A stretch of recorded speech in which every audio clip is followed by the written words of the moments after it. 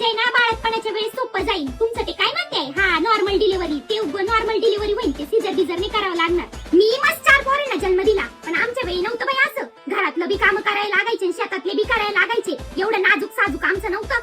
आमच्या इकडे नाही बाई कोणी दिवस राहिलं लगेच असं माहेरी जात. बाळपणानंतर जाय मी बी तवाच गेलेले होते. आता आरामच करायचा, ती इथं बी तुला आरामच आहे. इथं कुठं मी लगेच तुला बैलाला झुंपलंय.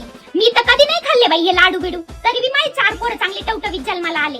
अगं या लाडू बिडूनी काय नाही होत, फक्त वजन वाढत.